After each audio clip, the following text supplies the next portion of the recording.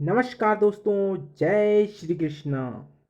आज के इस वीडियो में हम बात करेंगे द्रौपदी के पूर्व जन्म की गाथा के बारे में। जी हाँ दोस्तों, अक्सर लोगों में यह उत्कंठा सी बनी रहती है कि कौन किस जन्म में क्या था।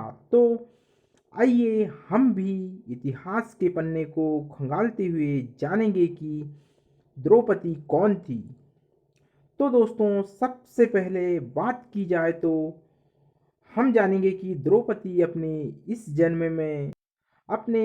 जन्म में राजा द्रौपद की पुत्री और धृष्टद्युम्न की बहन थी और वह अग्निकुंड से निकली थी, जो कृष्ण प्रिया, यज्ञसेनी, महाभारती, शैलेंद्री, पंचाली, अग्निसूता आदि नामों से जानी जाती थी।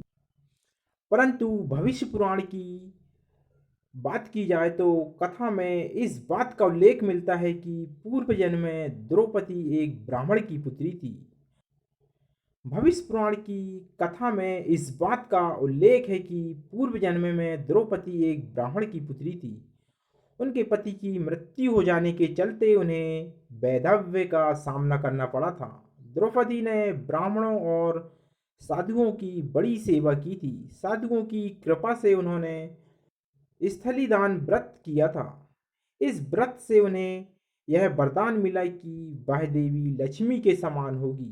पूर्व जन्म में अल्पायु में ही विधवा हो जाने के चलते द्रौपदी ने ऋषियों की सलाह पर महादेव की तपस्या करना शुरू कर दिया था। भगवान शिव ने द्रौपदी की तपस्या से खुश होकर दर्शन दिए और वरदान मांगने को कहा।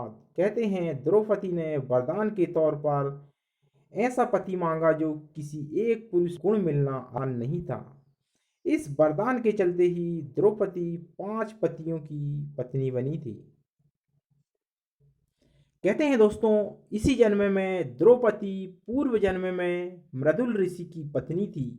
उनका नाम मृदुल्नी था या फिर इंद्रसेना भी कह सकते हैं। उनके पति की अल्पायु में मृत्यु उपरांत के पति पाने की कामना से तपस्या ही उन्हें 5 पति के रूप में वर के रूप में मिले थे। भविष्य पुराण में यह बताया गया है कि युधिष्ठिर जब जुआ में सब कुछ हार कर वन में जा रहे थे, तब उस समय मैत्रेय ऋषि ने अपने दिव्य दृष्टि से इस बात को जाना था। मैत्रेय ऋषि ने बताया कि पूर्व जन्म में द्रौपदी ने ऐसे पुण्य किए हैं जिससे यह जहाँ भी रहेगी वहाँ अन्नपूर्णा की तरह इनका भंडार भरा रहेगा। इसलिए वन में रहते हुए आप कभी भी भोजन और अन्न की चिंता न करें। एक किंवदंती के अनुसार कहा जाता है कि द्रौपदी के 5 पति के स्थान पर 14 पति भी हो सकते थे, क्योंकि द्रौपदी को 14 गुणों से संपन्न पति की कामना थी और उन्होंने भगवान भोलेनाथ को तप में प्रसन्न करके 14 गुणों से संपन्न पति का वर मांगा था। भगवान शिव ने उन्हें समझाने की कोशिश की थी। एक व्यक्ति में 14 गुणों का होना संभव नहीं है, परंतु वह नहीं मानी। तब भगवान शिव ने उन 14 गुणों को 5 पतियों में बांट दिया था और द्रौपदी का 5 पतियों की पत्नी होने का गौरव प्राप्त हुआ था। कहते हैं इस जन्म में द्रौपदी राजा नल और उनकी पत्नी दमयंती की पुत्री थी, जिनका नाम नलयनी था। वह नलयनी इस जन्म में द्रौपदी कहलाई। इसके अलावा भी दोस्तों, सतयुग की बात करें तो कहते हैं ब्रह्म ऋषि कुशध्वज बृहस्पति जी के पुत्र थे और ब्रह्म ऋषि कुशध्वज की पुत्री वेदवती कहलाई। कहते हैं दोस्तों, बचपन से ही वेदों में गहरी पैठ होने के चलते यह पुत्री बाद में वेदवती के नाम से विख्यात हुई। कहते हैं उन्होंने प्रण किया था कि भविष्य में कहीं विवाह भी किया तो वह नारायण से ही करेंगी।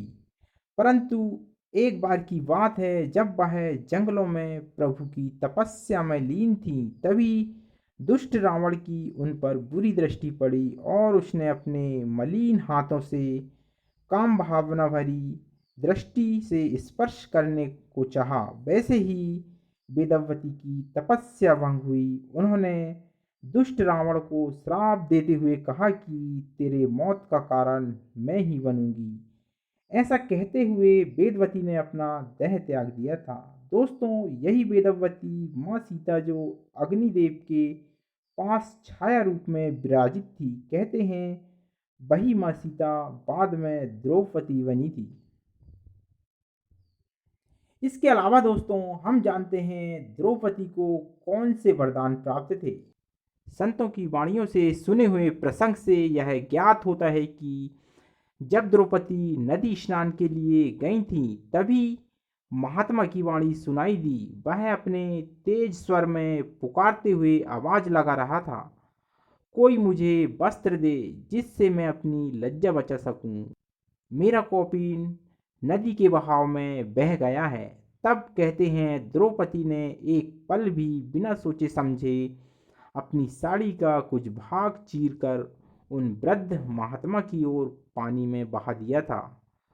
उसी साड़ी के टुकड़े को पकड़कर ही महात्माओं ने अपनी लाज बचाई थी। कहते हैं उस महात्मा ने अपने दिल से दुआ देते हुए यह आशीर्वाद दिया था कि जिस स्त्री ने यह वस्त्र भेजकर इस ऋषि की लज्जा की रक्षा की है, उस स्त्री को मेरा वरदान है कि विपत्ति के समय जिस वक्त तू सच्चे मन से भगवान को पुकारेगी, उसी वक्त भगवान अनंत गुना वस्त्र देकर उसकी रक्षा करेंगे।